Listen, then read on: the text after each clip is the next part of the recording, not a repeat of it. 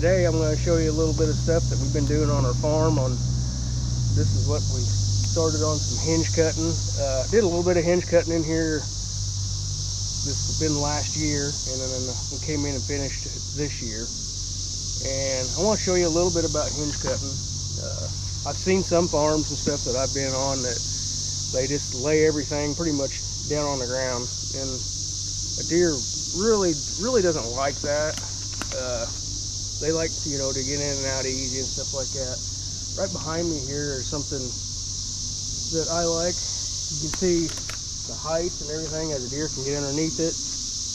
They love to have stuff above them, good cover and everything. So what I'll usually do is I'll usually pick a bigger tree and I'll lay it over first. I cut most of my stuff where it's comfortable to cut with a saw. And then once I get that bigger tree laid down, I'll just go around and I'll start laying trees on top of it. And also too, by doing that, if a tree's got a little bit of an angle, like 90 or more, they'll live a lot longer. I don't know how long some of them will live. I mean, we've got some hinge cuts that are 10 years old. I mean, they do thin out, but the tree does live. As you can see, this tree right here, this was probably last year's cut. But you can see all the cover that it's provided right here. Before I came in here, this is pretty much just wide open maple and some sycamore, and the deer didn't really have no use for it. I mean, it was just in and out.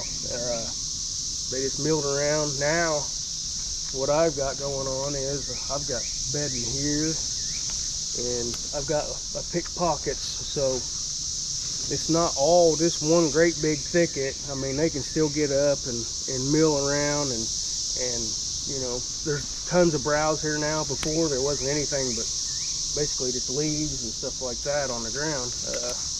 But now there's a lot of natural browse. That's one big key thing too. One thing I like doing in my hinge cuts is I'll go in like this here. This is one spot where I'll call it a buck bed, and it's basically about a 40-foot circle.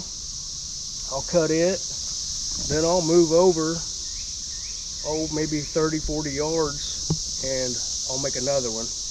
And now what I have done, I've created an area that multiple bucks can come in and bed.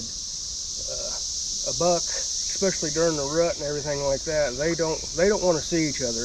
But he can come in here and bed right in here, and he's got his escape routes and stuff like that. He feels secure, but he's not seeing the guy over there laying there that he's getting all hacked off about. And it works really good. I'm putting more bucks here on a smaller amount of ground, and before there wouldn't even have been a buck bedded in here more than likely. We'll go over here and I'll show you what I've done to this area to kind of funnel them to a deer stand. I'll show you guys that.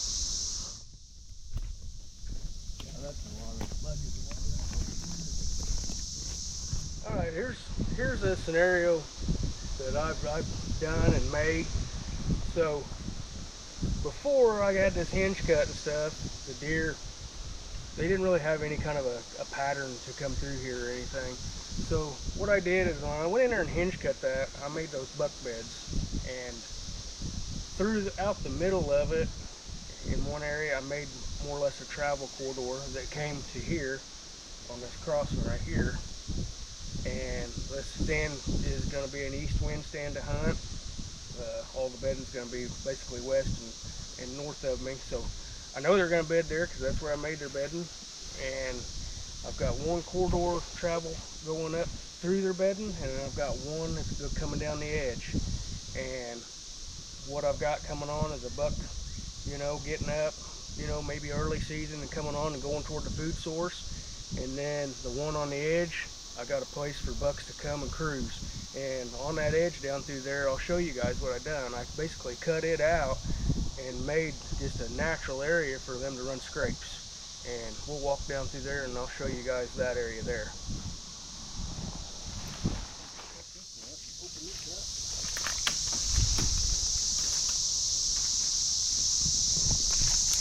All right, here we are in this what I call it, basically an area that I'm having bucks that are going to be coming through, and I basically made a cruising area for them during the pre-rut, whatever.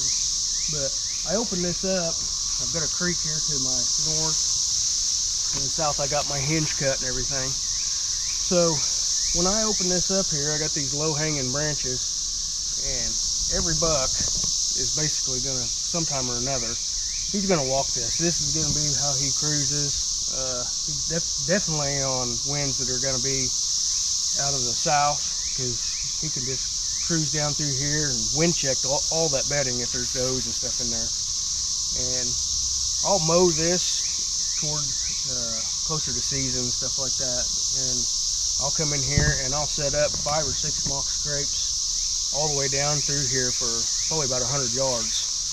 And once them get to going, I mean, I'll put a camera out and I'll just sit back and wait and get my wind right and come in, and hopefully the deer that I'm wanting is doing what I'm wanting. So, and you know, two years ago, about 150 yards from here, I killed a big deer that was around 178 on a similar thing. I mean, there was a hinge cut on farther in there, and he was coming back to that hinge cut to bed. So, I mean, I'm a firm believer in hinge cuts. So I'll show you guys some older hinge cuts and some bigger timber, and I'll show you what they look like. Some of them are up to about 5 years old, and I got one spot in there. I'll show you why I cut it the way I did, and why I got my stand located where I got it. So, be back with you. All right, we're in an area I was talking about earlier, where I killed a boon here, I think probably 3 years ago now. But what I had done, this is an older hinge cut right in here. It's probably a 5-year-old hinge cut. And when I first came in to do this here, my intentions was to back about 200 and some yards off of a food plot south, and by doing that I'm able to come in from the west and get in my stand. And these bucks, a lot of times when they're coming up through here, now it's still early in the morning, but they're still moving, going back to their bed. I really like it late season. The year that I killed the deer that I killed, there was 3 shooters together. I mean, they had already kind of grouped back up. It was late in the year, but basically what I did is I did rough it up a little bit in there, but not. I mean, they'll bed in it some, but not great. But right here's where they're wanting to come, right in here in bed, and it's a safe zone. We don't go in there at all during hunting season. The closest we get is, can't even show you the stand here in a second or two. It's probably 20 yards from the edge, and that's close as we get to this all year long until we start shed hunting. But that morning I killed that deer. I had pictures of him a few evenings before. I had him 3 or 4 evenings in a row, and he was coming this way. And the first morning I came in here and set up on him, all 3 bucks came in. And actually I was able to get a shot at him right here where I'm standing, and probably 15 yards canyon, something like that. And the reason I did that is because I had the hinge cut there that he was going to bed. I feel if I didn't have that, I couldn't have patterned that deer the way I did. And I owed it to that hinge cut right there that I put the time in to do. So.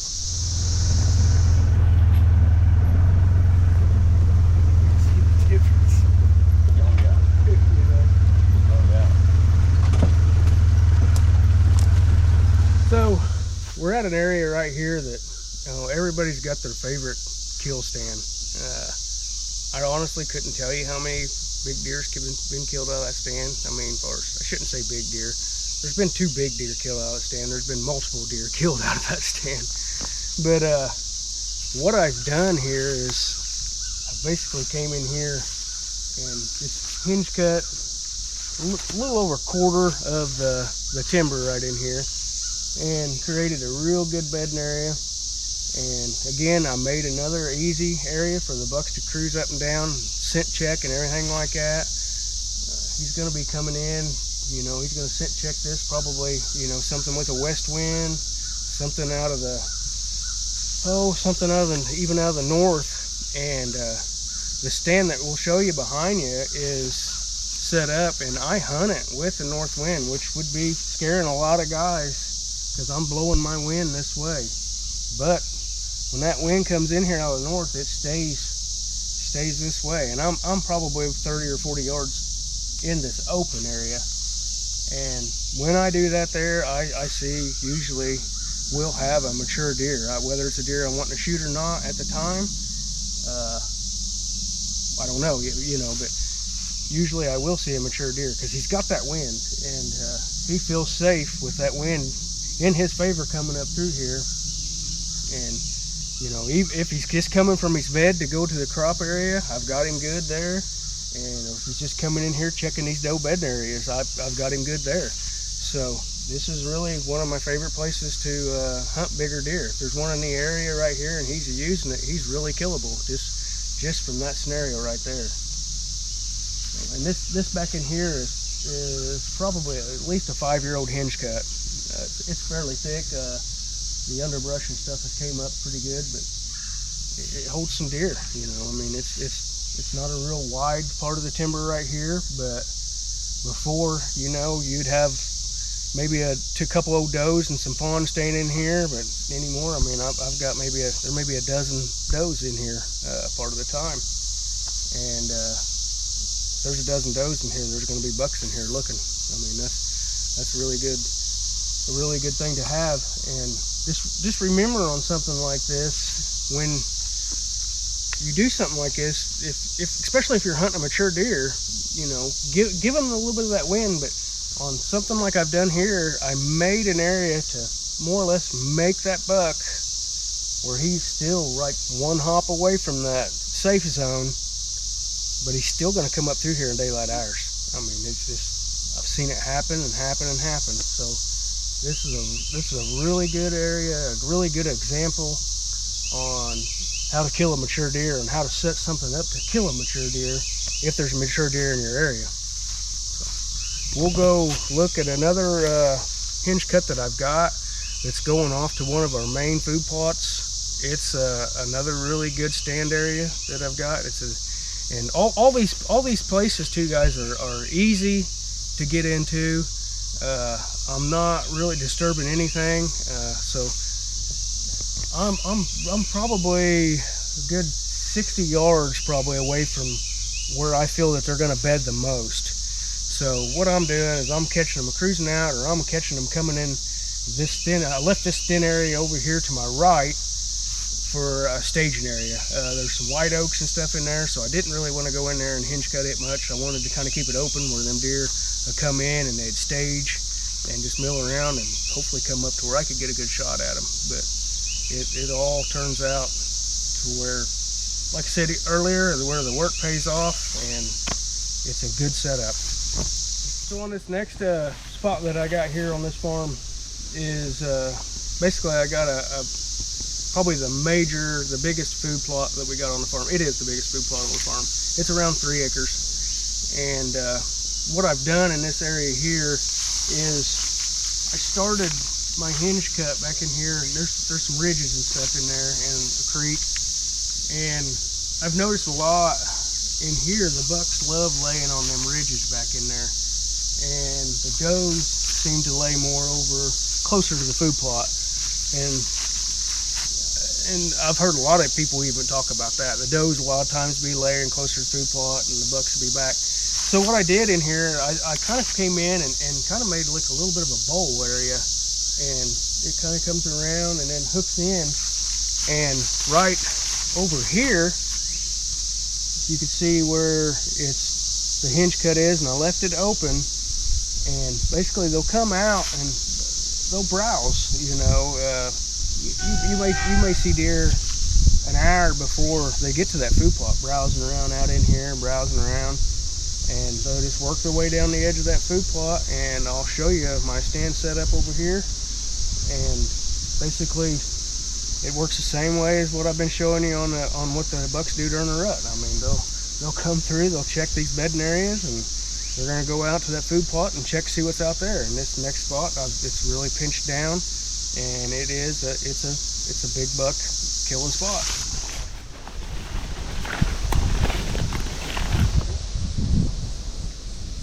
All right, right here where probably my second favorite deer stand, as far as, if you want some does, bucks, whatever, this is the spot. And basically it's funneled down to my big food plot. And early season, really it's one of my #1 spots to shoot a nice mature deer. So I've got some clover that's just right out. We'll walk out there and show you guys that clover strip here in a little bit.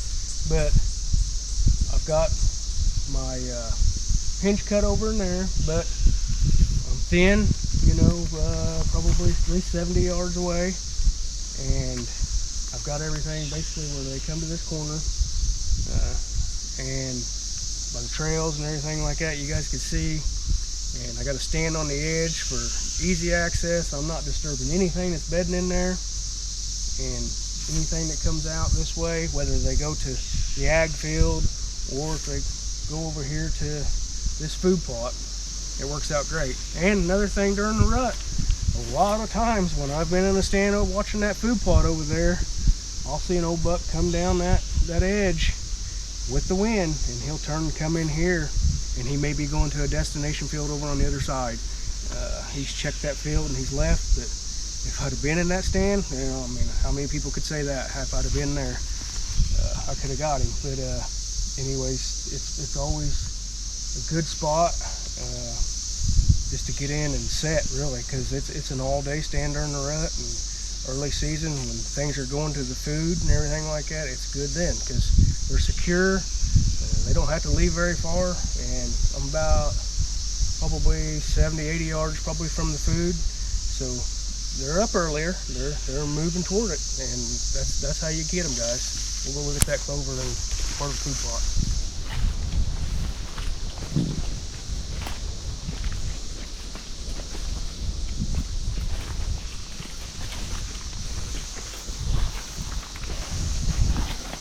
So we made it all out here to what I call a smorgasbord. That's what I want to give them. I want to give them everything they can eat.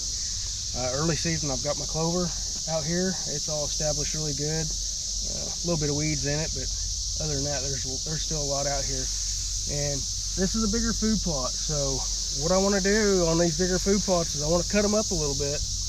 And in one of the episodes of Fall Pursuit, Canyon hunted this field, and which he had some good luck on seeing deer, just nothing close enough to shoot.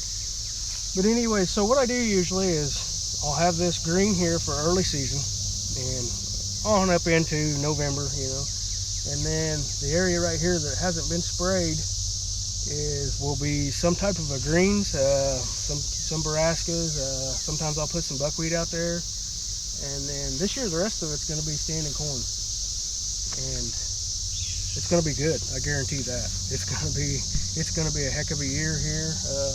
When we have standing corn here and late season rolls in, it's on here, guys. And that stand right there is going to be hot. Shooting house over here is going to be good. And I got a blind down there on the far end where I took the old grandpa hunting, and he missed, but it happens to all of us. So I've got the wind covered on this whole food plot. It's just being in the right spot at the right time.